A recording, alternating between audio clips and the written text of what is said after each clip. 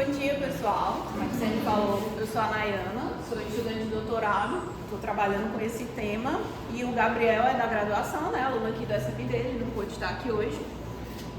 Mas nós pensamos nessa apresentação uma forma de introduzir vocês a esse tema do bem-estar digital, né, as formas que a gente pode pensar o bem-estar indo além do que a gente já comumente vê da experiência do usuário, os aspectos hedônicos e pragmáticos, e algumas coisas que eu vou explicar mais adiante, certo? Então a ideia é essa, a gente introduzir esses assuntos e aí posteriormente, se for o caso, a gente pode até depois fazer um aprofundamento. Então qualquer coisa vocês vão anotando aí pra gente discutir melhor no final. Então para a gente começar a falar de bem-estar digital, é importante a gente pensar no que é bem-estar, né? Então uma primeira perspectiva da gente pensar é o que é bem-estar no entendimento comum, o que nós, pessoas na nossa vida dia a dia, pensa quando a gente pensa em bem-estar, né?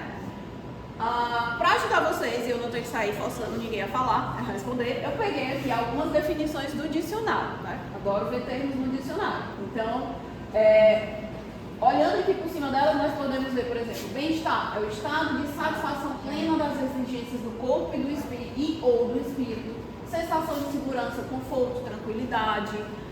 Pode ser também entendido como situação agradável do corpo e do espírito, diferente de sofrimento, tranquilidade, conforto, satisfação, estado de satisfação plena das exigências do corpo e ou do espírito, sensação de segurança, conforto, tranquilidade, condição material capaz de ensejar uma existência agradável, prosperidade, vários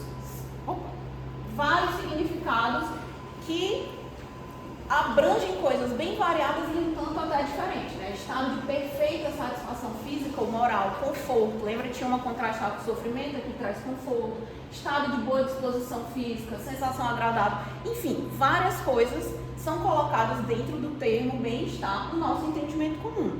Então a gente pode ver daí que não há exatamente assim um consenso, né? Não é aquele tipo de palavra que você pensa no significado dela e vem uma única coisa na cabeça de todo mundo. Existem diferentes visões sobre o que é o bem-estar. E ele parece incluir diferentes aspectos, diferentes dimensões. Um trazem a coisa do bem-estar olhando para a parte física do corpo, outros para a parte espiritual, mental, outros já trazem a questão material, de bens materiais, então é bem diverso. Mas a gente pode ver que existe um certo padrão mesmo nessa diversidade, certo? As fontes trazem diferentes coisas e vão entre diferentes dimensões, mas em muitas dessas definições a gente vê uma coisa que sempre, duas coisas que estão sempre lá, que é a ideia de um estado de satisfação plena da exigência do corpo, estado de boa disposição física, de satisfação de necessidades físicas e espirituais, estado de satisfação plena das exigências do corpo também, e a sensação, o sentimento, a percepção, né, de segurança, conforto, tranquilidade, uma sensação agradável de segurança também, as mesmas coisas, sensação de conforto, enfim. Então, em diferentes fontes, diferentes entendimentos, a gente tem essa coisa, estado e sensação. Então, de certa forma, a gente pode perceber já que existe uma dualidade nessa compreensão do que é o bem-estar, uma coisa mais digamos, talvez estável e uma coisa mais subjetiva, mais da nossa percepção, certo? Isso no entendimento geral. E aqui tem um bonus track, que é só uma observação, mas principalmente para o pessoal da célula que vai começar a estudar mais essas coisas, que vocês sabem que a gente vai ver muito material em inglês, né? Não dá pra gente fugir disso. E aí tem dois termos que quando eu estava lendo eu fiquei, que diabo é que é? Ficam usando essas duas palavras, well-being e wellness, né? E eles ficam usando aparentemente como se fosse a mesma coisa, mas ao mesmo tempo não é. Então eu fui atrás de ver o que é, né? Well-being, ela aparentemente ainda é um estudo em andamento, mas pelo que eu pude ver, well-being traz a ideia de health and happiness, né? Saúde e felicidade. Trouxe aqui dois dicionários diferentes, né? Os dois trazem essa coisa, ó.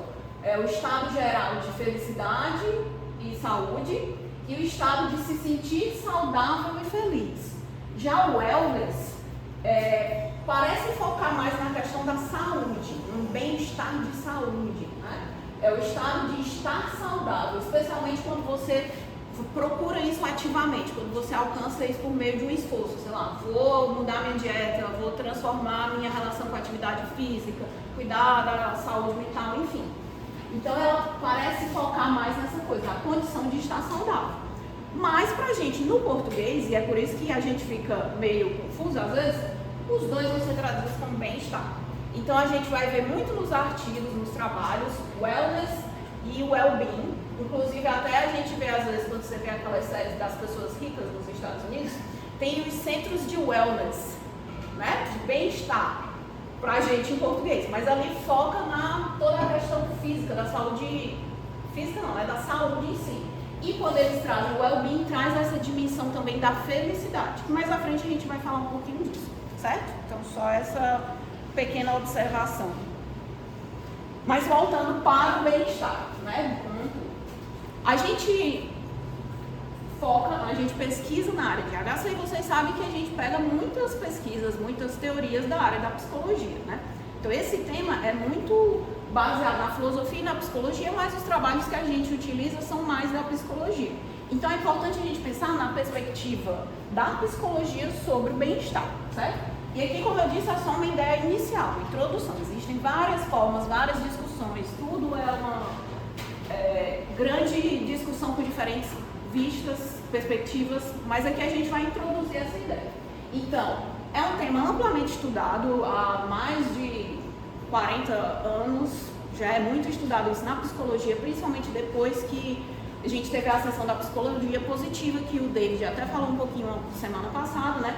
Que é uma psicologia que passa a pensar nessa coisa do bem-estar humano, né? No ser humano, a partir do que nós podemos fazer para ficar bem. Diferente da perspectiva de ver, eu tenho uma doença, né? Eu tenho um problema que afeta o ser humano, como eu posso tirar esse problema? Ou então focar muito nessa coisa de como não ficar doente.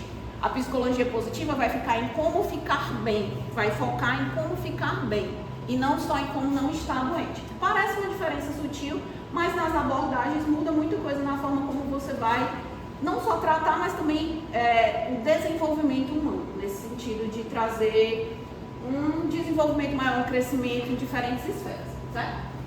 Mas também não há um consenso sobre o que é esse termo, como a gente viu nos dicionários já não tem, aqui também não é diferente. Mas de forma geral a gente pode, na psicologia trata-se o bem-estar como uma experiência psicológica e funcionamento ótimos. Então é como o ser humano pode ter, ou idealmente teria, uma experiência psicológica ótima e um funcionamento ótimo. Isso quer dizer que é um conceito que traz muita coisa, tem várias facetas, pode incluir, por exemplo, saúde, satisfação com o trabalho, com a vida, segurança, como ter uma vida boa, saúde mental positiva, equilíbrio do corpo, mente, espírito, uma série de coisas que estão aí dentro também, meio que um termo guarda-chuva. E aí, de acordo com as pesquisas, elas podem aprofundar em uns aspectos e outros. E vocês vão ver isso à medida que a gente for caminhando ao longo das nossas palestras, vocês vão ver que a gente vai ter também essa coisa de olhar mais para uma perspectiva ou outra. Mas, de forma geral, também é um conceito bem amplo. Mas a gente consegue dividir essas perspectivas, essas abordagens em dois tipos, né? Que é a perspectiva hedônica, a abordagem hedônica, e a abordagem eudaimônica, né? Duas palavras que soam às vezes um tanto estranhas. Hedônica vocês já são provavelmente bem familiares, quem já fez IHC, já teve contato com algum material de experiência do usuário. Eudaimônica parece mais estranho, né? Mas são duas formas de estudar o bem-estar, pensando em questões sobre a natureza da vida humana e como você ter uma vida boa, no sentido de uma vida bem vivida. São duas formas da gente pensar nisso. A partir da ótica hedônica, né, que se vocês lembram, que já leram um pouquinho sobre, o hedonismo, a ótica hedônica, tem muito a ver com a questão do prazer, né? O prazer é um tanto mais imediato, né? Então, na ótica hedônica, o bem-estar vai vir a partir da minha busca, né, a minha obtenção por prazer, por satisfação e divertimento e ausência de desconforto, né? Essas três coisas são marcantes nessa perspectiva. E ao longo dessas décadas de estudos da psicologia e que reverberou em outras áreas também, essa perspectiva se tornou a mais popular, a mais utilizada, a mais seguida. Né? Mas como foi isso? Né? Então, só um pouquinho da história. Isso aconteceu depois que um pesquisador começou a trabalhar muito Na verdade, alguns pesquisadores começaram a trabalhar muito com a ideia de bem-estar subjetivo. Tinha essa questão, como a gente alcança o bem-estar, como é que a gente vai medir o bem-estar, avaliar se uma pessoa tem um bem-estar. Então, uma forma de ver isso, alguém disse assim, já sei, vamos trabalhar com a ideia do bem-estar subjetivo, que é uma percepção do próprio ser humano, né? A pessoa avalia por ela mesma, de modo geral, qual é o grau em que ela experimenta essa sensação de bem-estar. Então, no lugar de eu chegar e dizer para vocês assim, bem-estar é isso, de 0 a 10 qual é o seu bem-estar, você vai me dizer a sua vida e eu vou anotando aqui os pontos, eu vou calcular a sua nota e dar a sua nota de bem-estar, se existisse essa vertente assim, né, essa possibilidade. Você vai me dizer, eu vou lhe dar uma série de fatores e você vai analisar a sua vida, ou como você está naquele momento, e vai analisar qual é o seu grau de bem-estar subjetivo, certo? Então, a medida para esse construto, para esse conceito, é você ter um alto nível de afeto positivo, né? Coisas positivas, coisas boas, baixo nível de afeto negativo, né? Poucas coisas ruins, poucas sensações ruins, e um alto grau de satisfação com a vida. Então, a soma dessas três coisas seria essa medida do bem-estar subjetivo. Mas ao longo das pesquisas, o pessoal começa a ver, começa a trabalhar com uma coisa, vai mudando e tal. O bem-estar subjetivo passou a ser usado frequentemente como uma medida ou como um sinônimo de felicidade, né? Eu quero saber o nível de felicidade da pessoa. Então, eu posso ver isso por meio do bem-estar subjetivo. Foi uma coisa que foi acontecendo. Mas, no ano de 1999, foi publicado esse livro, né? Well-Being, The Foundation of Hedonic Psychology, que daquele autor Daniel Kahneman, que é o mesmo autor daquele livro, também fez muito sucesso, Rápido e Devagar, né? Dentre outros.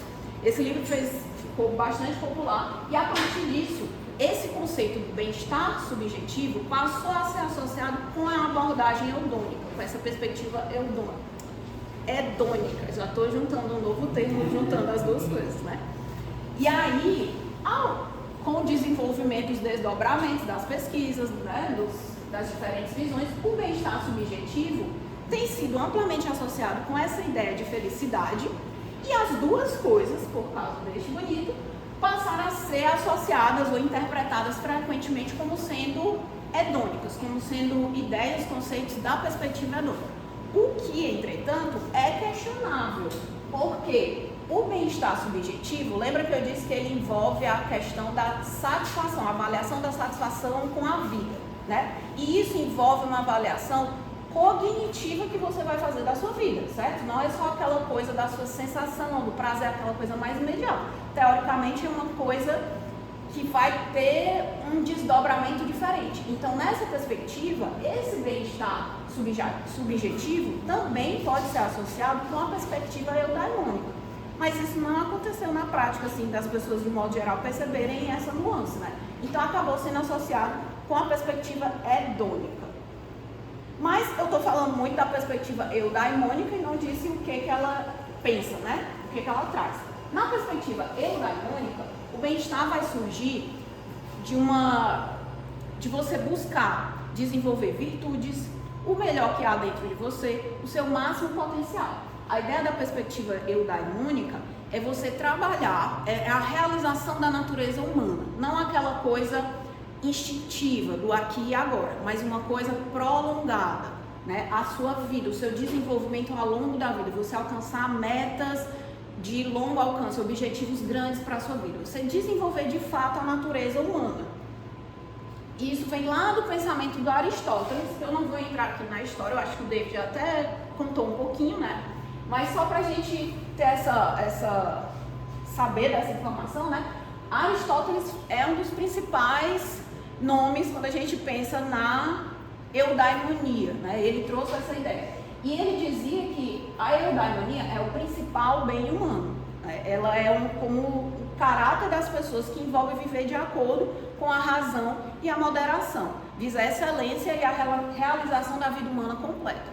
Então, se a outra perspectiva foca só no agora, a eudaimonia vai olhar para a sua vida como um todo. Como eu posso estar sempre melhorando e me desenvolvendo como ser humano, alcançar o meu potencial máximo. Isso tem uma coisa das visões da natureza, que na perspectiva hedônica se via mais nas origens, né, se via o ser humano como, o ser humano nasce como uma matéria maleável, e aí as experiências dele com o ambiente, com a sociedade, vão moldando aquilo. E na eudaimônica, seria como se o ser humano já nascesse com um conteúdo, mas esse conteúdo está lá escondidinho. E aí eu preciso revelar esse conteúdo. Como vai ser isso? Não vai ser só por experiências, só pelo sentir, pelo viver aqui e agora. Eu tenho que trabalhar para revelar esse conteúdo e para desenvolver ele, para fazer isso crescer e trabalhar o meu propósito de vida, objetivo, enfim. Realização de uma perspectiva mais ampla. Né? É a coisa de o hedônico foca muito no resultado, o eudaimônico trabalha o processo de desenvolvimento, certo? Então, a gente pode ver essas duas perspectivas, resumir isso de um modo bem simples nessa coisa do sentir-se bem e do viver bem. O sentir-se bem é grande parte que busca a perspectiva hedônica, certo? E aí, quem foi que surfou nessa onda da perspectiva hedônica? Quem chuta aí alguma coisa enquanto eu bebo água? Uma entidade muito próxima de vocês. Pode falar se quiser. A famosa entidade UX, experiência do usuário, certo? Isso aqui foi especialmente a ideia do Gabriel, ele pediu para mostrar para vocês, porque ele disse que entrou na célula com o objetivo de divulgar esse GIF da Beyoncé, porque é a síntese da experiência do usuário, certo? Então eu estou trazendo a mensagem do Gabriel. Deu para pegar? Pronto. Então, a nossa querida experiência do usuário adora uma perspectiva hedônica das coisas, certo? Eu não vou entrar nessa discussão polêmica, vocês já devem ter visto isso em IHC, se não viram, vão ver. Acho que IHC2 também tem os debates, enfim, é uma grande polêmica. Vamos deixar isso para uma outra apresentação. Mas vocês sabem também que existem diferentes definições, o que é a experiência do usuário, o que entra, o que não entra, blá blá blá. Também não vou entrar nisso. Mas só para lembrar, caso alguém não lembre o que é a experiência do usuário, né, uma das várias definições possíveis é a da ISO, né, que define a experiência do usuário como as percepções e respostas de uma pessoa que resultam do uso ou da antecipação de uso de um produto, sistema ou serviço. No nosso caso, sistemas interativos. Né? Então, tem toda aquela discussão, usabilidade, tratamento da UX, blá blá blá, mas fora essa questão, também traz a coisa da você se aprofundar na satisfação do usuário, e isso vai incluir também, quando a gente está estudando, né, avaliando a interação nessa perspectiva, você observar sentimentos, estados de espírito, sensações, emoções decorrentes dessa interação. Então, eu vou olhar em tudo aquilo que aquela experiência com aquele produto digital fantástico, maravilhoso, transformador, vai me dar de recompensas naquele momento, dentre outras coisas. Então isso também vocês já devem ter visto, né? Alguma professora ali falando muito que a UX vai envolver aspectos pragmáticos, que vai trazer essa coisa essas medidas que a gente trabalha mais focadas no sistema, né? Eficiência, eficácia, segurança no uso e coisas do tipo, que vão ajudar a ter uma melhor usabilidade, você interagir melhor com o produto, mas também tem os famigerados aspectos hedônicos. Né, que é você trabalhar como você pode projetar para a experiência do usuário, trabalhando prazer estético, satisfação, emoção positiva, todas aquelas coisas.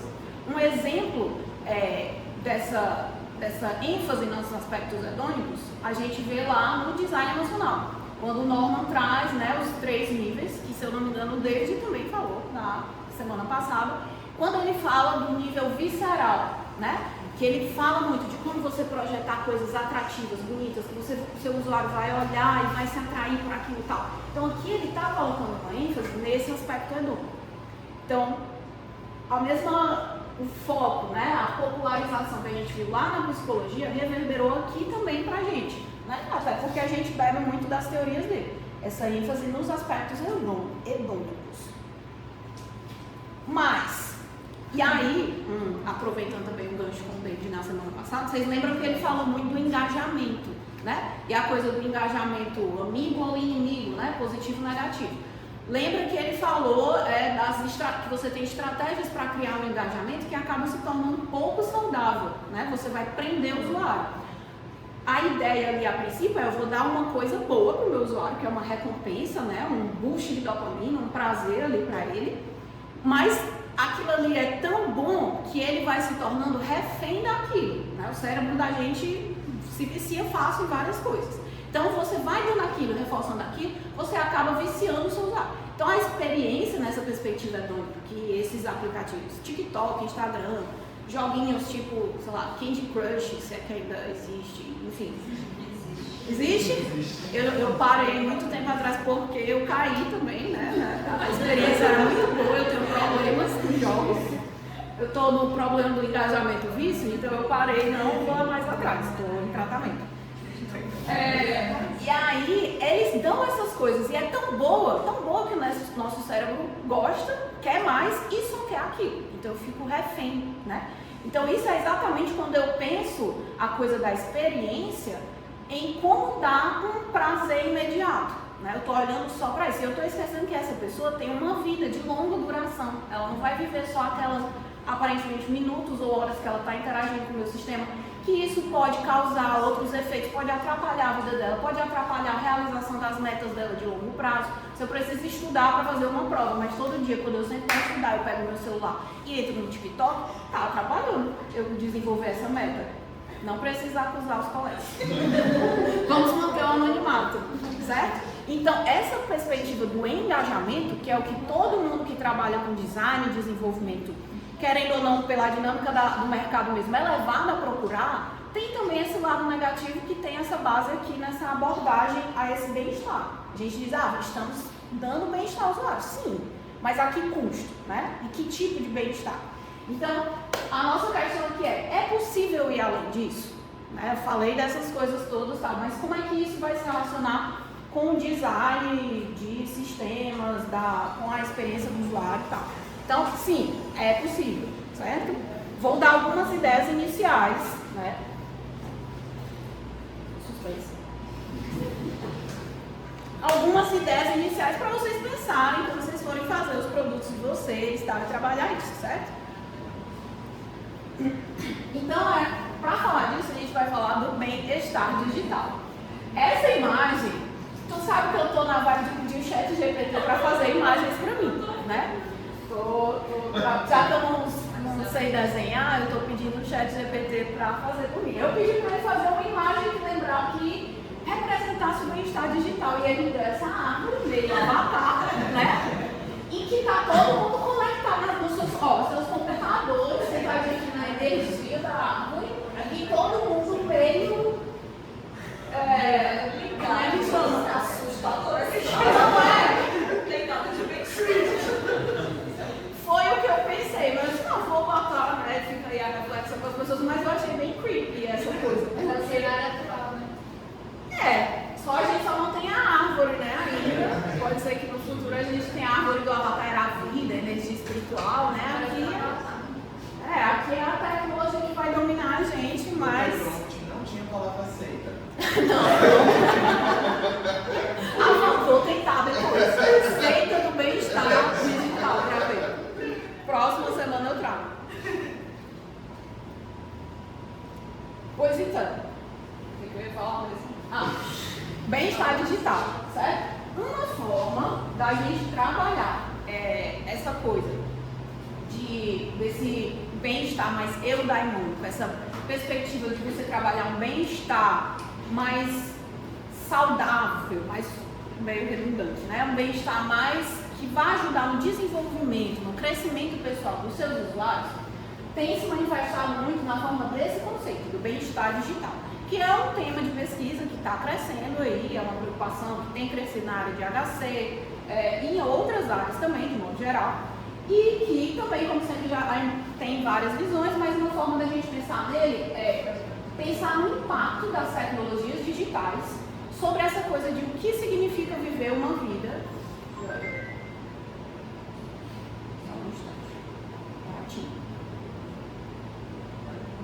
O que significa viver uma vida boa, né? Como o ser humano pode viver uma vida boa nessa sociedade Tipo essa imagem do ChatGPT. Uma sociedade que está mergulhada, rodeada, soterrada em tecnologia. Né? E aí o objetivo é você procurar construir uma visão holística, uma visão geral, né, dos efeitos da tecnologia no bem-estar geral dos indivíduos. Isso vai incluir você olhar para não só o prazer, né, as sensações positivas, os afetos positivos que você causa, mas também os aspectos da saúde mental, física, social, emocional, dentre outras coisas.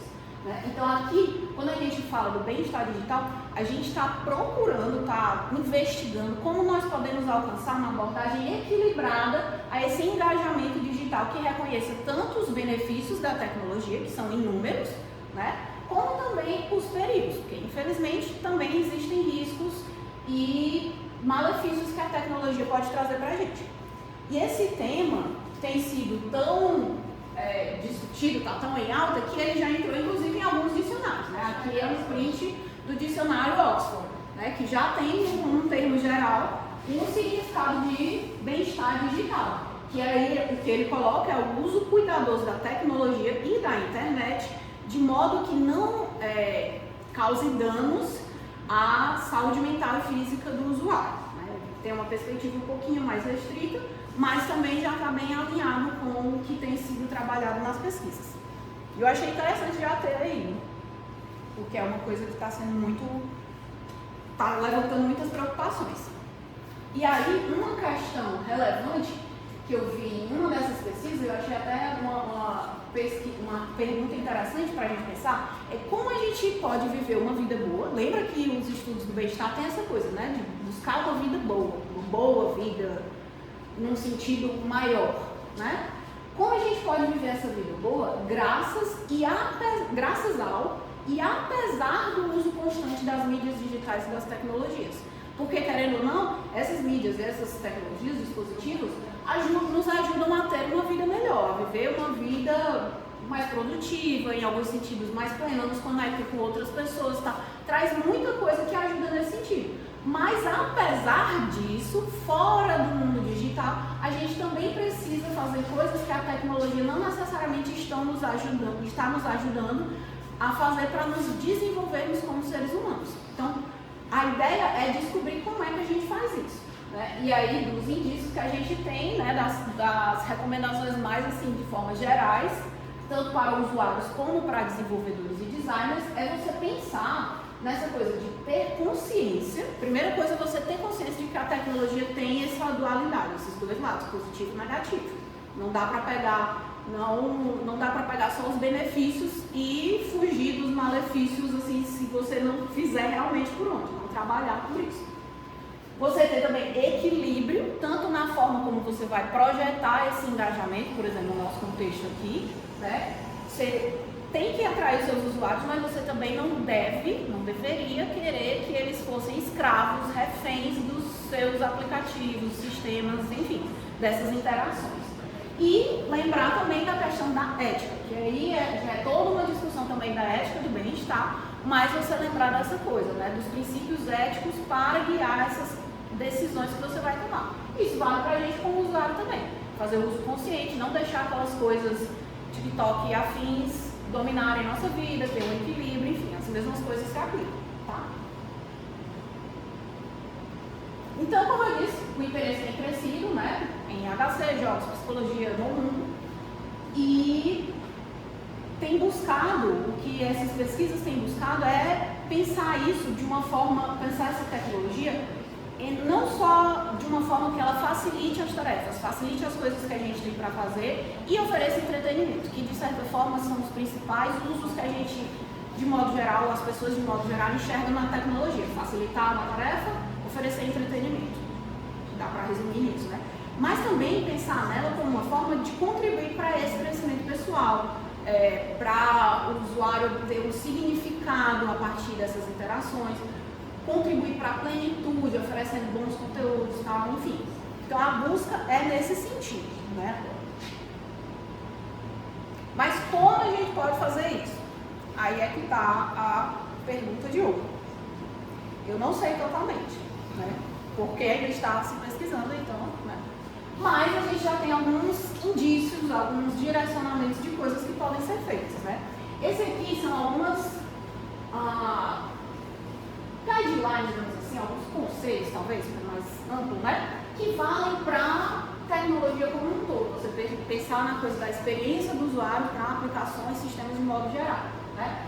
Que aí algumas pesquisas até já falam, quem depois quiser pesquisar mais para se aprofundar, do design positivo e da tecnologia positiva. Lembra que eu mencionei a psicologia positiva, né? Que trabalha essa coisa do desenvolvimento do ser humano? Então já tem essas variações, digamos assim, de um design positivo e de uma tecnologia positiva, que também vai contribuir para esse desenvolvimento, esse crescimento pessoal do usuário. E aí algumas coisas que eles colocam você tentar trabalhar, apoiar o crescimento e o desenvolvimento pessoal do seu usuário, promover, por exemplo, se você oferece no seu, dependendo do que você vai fazer, mas se você dá conteúdos que são significativos, são profundos, que vão ajudar o seu usuário a aprender, a se desenvolver, você vai estar apoiando isso. Você pode procurar facilitar conexões significativas, depois a gente vai falar um pouquinho disso nos exemplos dos jogos, mas essa coisa de você permitir a conexão social com outras pessoas, às vezes até de repente a conexão, no caso de jogos, né, você tem a conexão com personagens do jogo, também podem causar esses efeitos. Você promover a autonomia e expressão, encorajar o engajamento com conteúdos significativos, né? Você quer fazer a pessoa ficar mais tempo lá, mas dê algo realmente valioso em troca, não só o boost de dopamina, dê uma coisa que vai ajudar a pessoa a se desenvolver. Projetar para propósito e significado, uma série de coisas que ainda parecem um tanto abstratas, mas quando você entra em domínios mais específicos, né, que aí seria tema para uma outra apresentação, a gente conversa mais de repente, tem direcionamentos mais específicos para essas ideias. E aí uma coisa que eu trouxe porque relaciona totalmente com o que a gente está trabalhando, né, é que em boa parte dos estudos na nossa área, né, IHC e jogos, que estão procurando trazer essa perspectiva do bem-estar, a teoria da autodeterminação, que o David explicou semana passada, tem sido muito utilizado como uma das formas de você tentar trabalhar isso, né? Você trabalhar a questão de atender algumas necessidades básicas como autonomia, controle, relacionamento, né? Então pode ver que elas estão sempre em algum lugar, você consegue fazer a conexão com as mini-teorias, mas também com as recomendações que a teoria da autodeterminação dá pra gente, né? Então, é uma via, não é a única forma de você pensar, existem várias outras formas, por exemplo, a teoria do flow, né? Que a gente conhece muito o flow naquela coisa de vou jogar e vou ficar tão imerso no jogo que eu vou esquecer do mundo.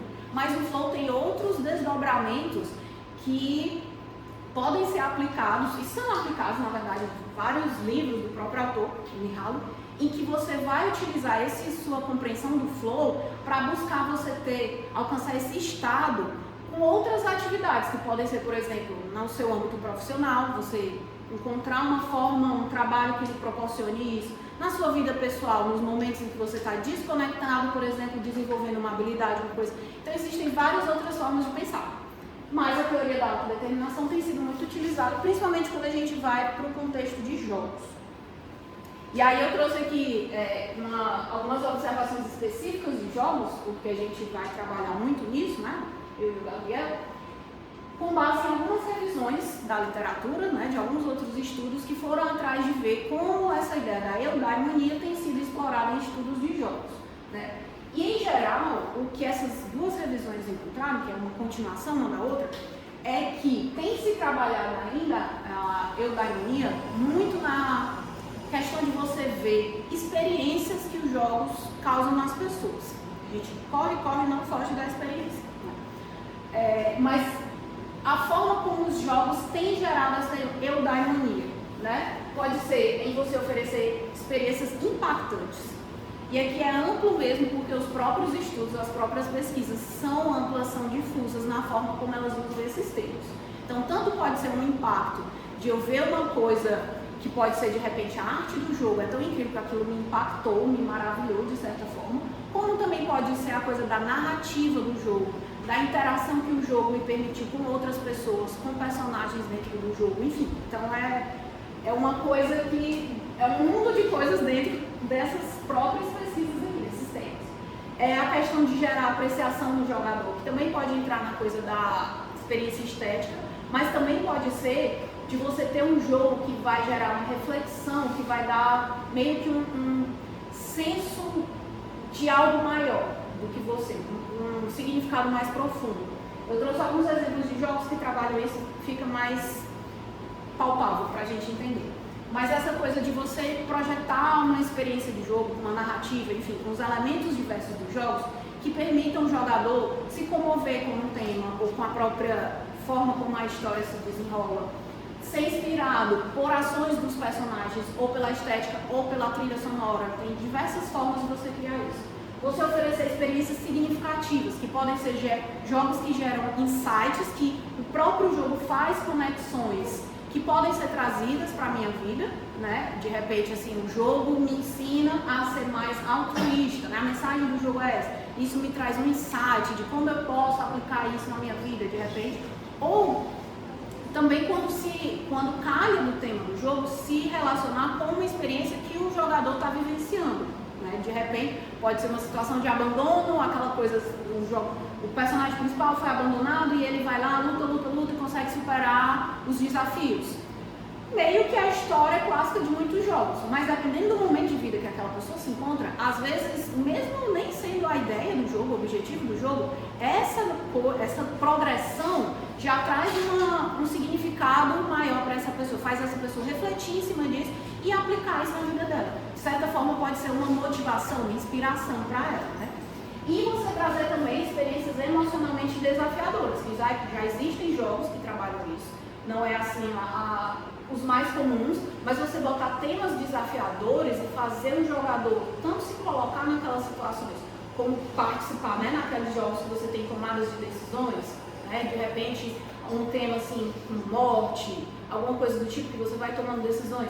E aquilo vai desafiar o seu jogador de novo, vai levar a reflexão que pode desencadear esse efeito de uma percepção assim, caramba, posso fazer algo diferente, posso fazer mais, posso ir além. E outras experiências também que são menos trabalhadas, mas que também têm mostrado que geram essa experiência eudaimônica, trabalho nesse sentido, seria você provocar nostalgia, elevação, conexão com as pessoas, a identificação com um personagem dentro do jogo, enfim, elas se misturam ainda muito. Dentro dos estudos isso também acontece, são temas que uma coisa meio que entra na outra e você não sabe muito bem onde começa e onde termina. Mas, como eu disse, é uma coisa que está sendo relativamente nova, uma área relativamente nova, então faz parte do desenvolvimento da área, mas já dão algumas pistas para a gente de como trabalhar isso. E aí aqui só 3 exemplos de jogos, aparentemente nada a ver, né? O The Last of Us com os outros. Mas, por exemplo, nessas revisões que eu falei, eles perceberam que nos estudos, muitos desses estudos conseguiram identificar ou coletaram relatos dessas experiências eudaimônicas em jogos cujo objetivo não era causar isso. Isso acontece muito com jogos RPG, tá? Jogos de festa, The Witcher, qual é o outro? Final Fantasy, vários estudos nesses jogos.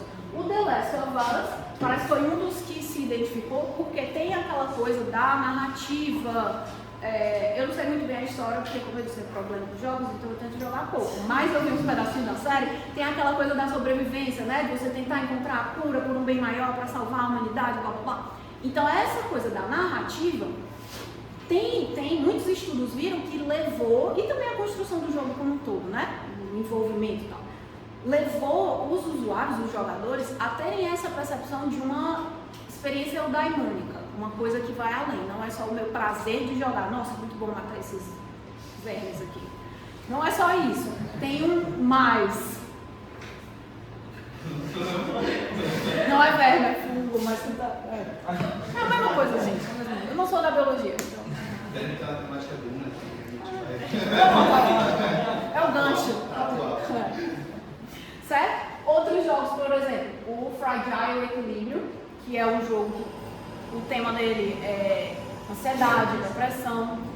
Então, ele trabalha essa coisa da experiência emocionalmente desafiadora, dos temas que são difíceis de serem tratados, mas que quando colocado dentro do jogo, pode criar, fazer aquela coisa não só de você ter uma boa experiência de jogo em si mesmo, da jogabilidade, ser divertido e tal, mas de trazer uma reflexão maior de uma coisa que você pode aplicar para a vida e que é relacionada com a vida, porque é um tema que afeta muitas pessoas dentro de nós mesmos, então está muito ligado a isso, tem trabalhado muito isso no jogo indie, e o Undertale, que tem um diferencial dele, é a questão de você tomar as decisões, né?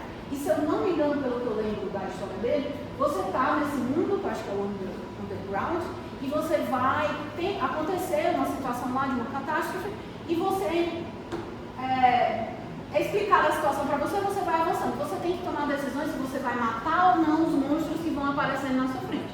E de acordo com as suas decisões, se você mata todo mundo, você não mata ninguém, você mata alguns, o jogo vai tendo diferentes desdobramentos e chega em finais diferentes. Então essa proposta dele foi muito associada com essa coisa de gerar essa reflexão e essa percepção dos jogadores, que foi associada com essa percepção, com essa experiência eudaimônica. Você ter algo, oferecer algo maior do que só a diversão em si. Então esses são alguns dos exemplos, mas existem vários outros.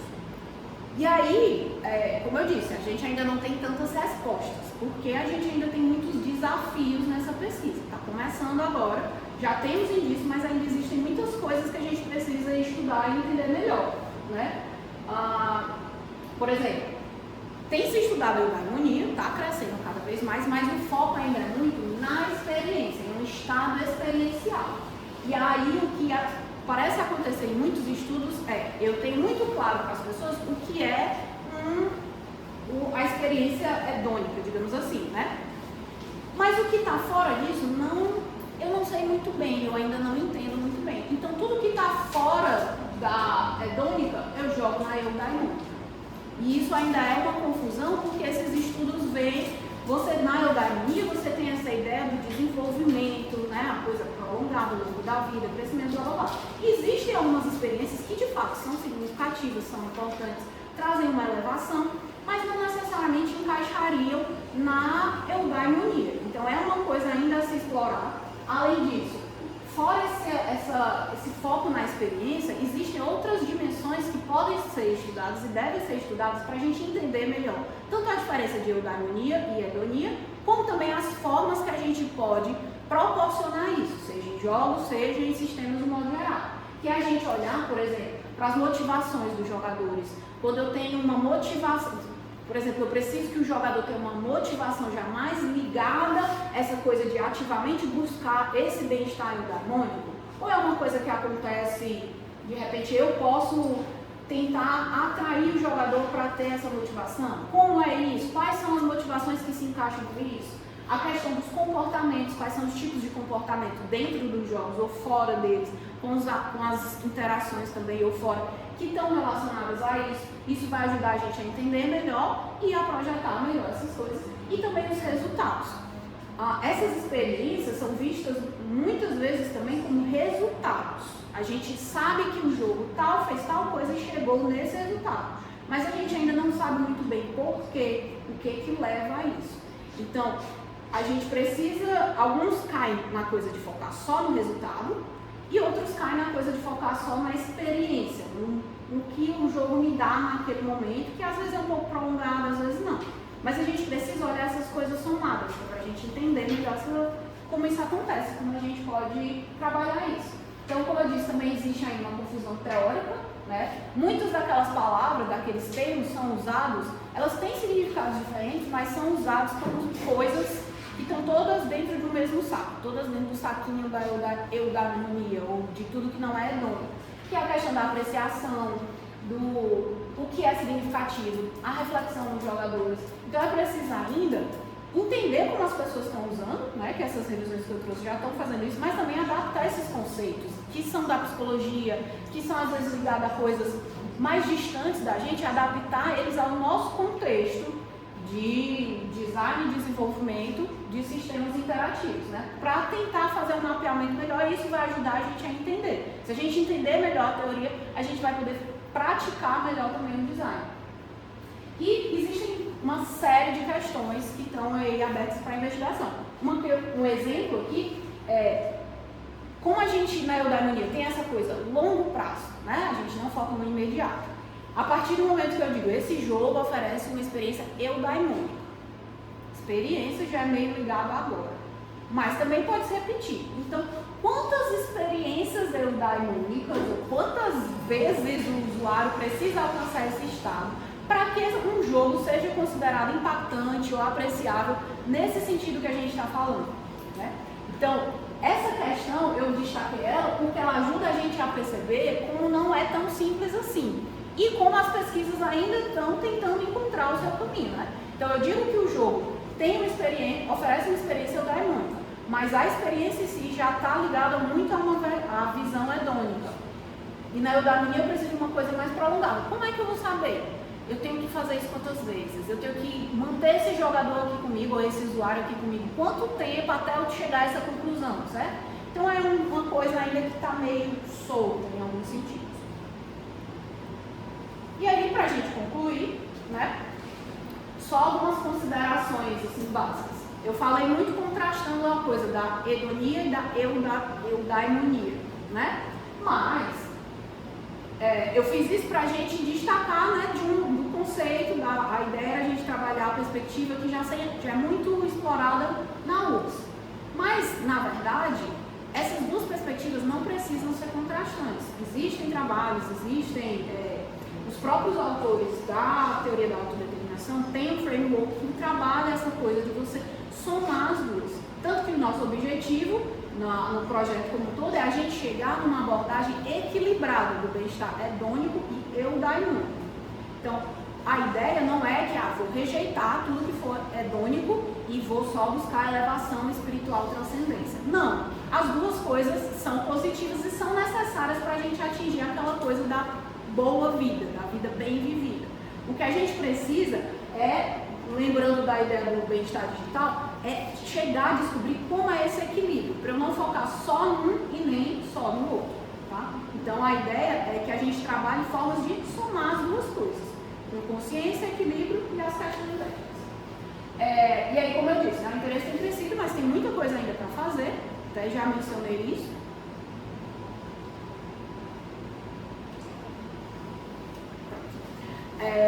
Essa coisa da experiência eudaimônica, nos próprios estudos analisados, ainda parece ser uma coisa que não é exatamente assim planejada, projetada. É uma coisa que o jogador está lá indo procurar diversão e ele topa naquilo. Calhou de acontecer daquele jeito.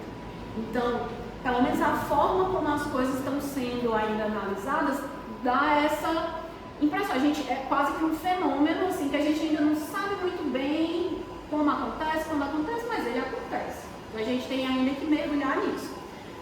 Também é preciso ainda explorar diferentes tipos de jogos. Eu trouxe exemplos de 2 jogos indie, né? Acho que o Undertale também é um jogo indie. Mas curiosamente nas pesquisas, as pessoas não investiram tanto nesses jogos.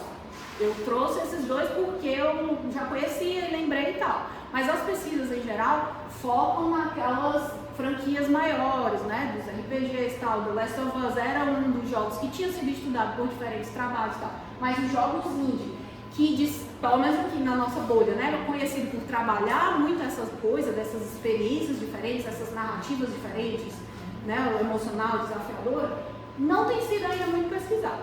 Então é uma coisa que precisa se investigar. Por exemplo, outros jogos também, jogos de esporte, que de repente o esporte é muito associado com essa coisa de você desenvolver a pessoa, né? Ajuda, desenvolver para a vida, blá blá blá. Os jogos de esporte também ainda não têm sido muito estudados, pelo menos nessas revisões, né? No que eles encontraram. Então ainda tem muita coisa para a gente investigar e que pode ajudar a gente a entender isso. E, como eu disse, né? A gente precisa tentar investigar essas coisas nessas 4 dimensões.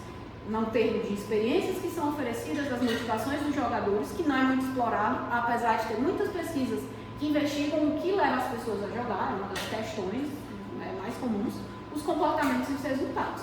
E, apesar de eu ter falado muito do bem-estar eudaimônico, né, e aí a gente pegou algumas coisas que estão dentro dele, esse estudo do bem-estar eudaimônico, propriamente dito, não tem sido também muito explorado nos estudos. Acontecem alguns estudos, mas ainda acaba nessa coisa que eu não sei diferenciar muito bem se é realmente uma perspectiva do bem-estar e o daimônio, ou se eu estou focando só nessa experiência que parece levar um bem-estar e o daimônio. Então ainda é um tema que está pouco estudado. Então quem quiser aí fazer seus TCCs nesse tema, e ali também. Tá? Ó, vários TCCs aí, 3 professores aí corram. Enfim, e é isso.